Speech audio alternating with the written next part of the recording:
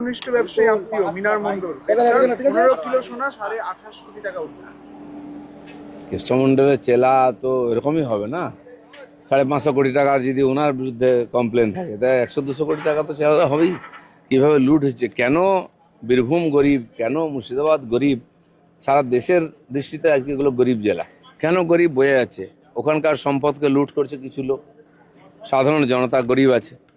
শুরু হয়ে গেছে খোঁজ খবর বিচার, সময় আরও কিছু বেরোবে এবং তার যোগ্য শাস্তিও সবাই পাবে। অনেকে ভালো তৃণমূল হয়ে মদন মিত্র, অনুব্রত মণ্ডল এরা আপনাদের প্রতি, আমি ভালো তৃণমূল খারাপ তৃণমূল কিছু মনে করি না, তৃণমূলটাই খারাপ, তাই তো লোকে বিদায় দিয়েছে। আর যেখানেই যাক, স্বর্গে গেলেও কেউ পার পাবে না যদি অন্যায় করে থাকে। এই কয়েক মাসে কাটমানি এবং তোলাবাজি বন্ধ হতেই বেড়েছে রাজস্ব আদায়। তাহলে এতদিন পর্যন্ত কি হতো? এতদিন পর্যন্ত কোথাও আদায়ই হতো না। আপনি যান পঞ্চায়েতে বাড়ির ট্যাক্স দিতে, সে বলছে হচ্ছে না। তার লিঙ্ক কোথায়, কে চালায়, অনলাইন ট্যাক্স দিতে পারবে না আপনি। কেন? ইচ্ছা করে করা হয়েছে, টাকা পয়সা দিয়ে সেটিং করে সবাইকে লুট করা হচ্ছে। তো এই যে রাজস্ব, এত জমি বাড়ি বিক্রি হচ্ছে, বারবার হাত বদল হচ্ছে, কেন রাজস্ব আসতো না? সব সেটিং হয়ে যেত। সেজন্য যেখানে প্রাকৃতিক কয়লা বালি থেকে আরম্ভ করে তার ট্রান্সপোর্টের ট্যাক্স থেকে আরম্ভ করে সব লুট হতো, সব জায়গায় সেটিং করে রেখেছিল। সেগুলো যেই বন্ধ হয়েছে, সরকারের ঘরে আসতে আরম্ভ হচ্ছে টাকা। এখানে কিছুই টাকা আসতো না, দিল্লি টাকা আসতো, সেটাও লুট হয়ে যেত। সেজন্য উন্নয়ন থেকে অনেক দূরে ছিল পশ্চিমবঙ্গ, এবার গতি আসছে। মিড ডে মিলে ডিম ডিম করে অনেকে হাহাকার করলো, অনেক লেখালেখি ফেসবুকে হলো। আলটিমেটলি সিদ্ধান্ত হলো যে ইসকনের মিড ডে মিলেও ডিম দেওয়া হবে। কুণাল ঘোষ আবার বললেন যে এটা চাপে পড়ে হচ্ছে। শুনুন, ইসকন ঠিক করবে না কি খাওয়ানো হবে, তারা একটা এজেন্সি। আগেও তো ছিল, সেই ডিমটা তো নেতারা খেয়ে নিত, তখন কিছু বলেননি কেন?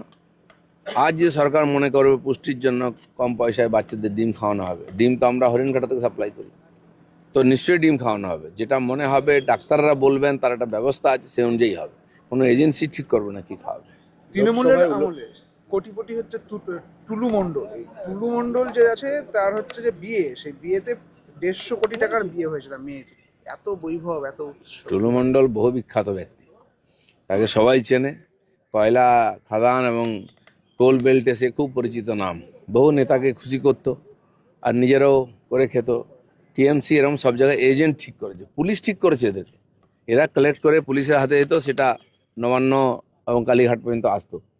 আজকে সমস্ত লিঙ্ক কেটে গেছে, সমস্ত তথ্য সামনে এসছে, এর এক্সপোজ হয়েছে, তার বিরুদ্ধে সেই পুলিশই ব্যবস্থা নিচ্ছে। সেকেন্ড বয় হয়ে গেল টুলু মণ্ডল, ফার্স্ট বয় পার্থ চ্যাটার্জি রইল। না না, আরও অনেক আছে, আপনারা জানেন না। যারা পেছনের বেঞ্চে বসে আছে তারা বেশি ভারী ভরা আছে, সামনেরগুলো দেখা যায়, পিছনেরগুলো দেখা যায় না, আরও বেরোবে অনেক। চলুন। ঠিক আছে।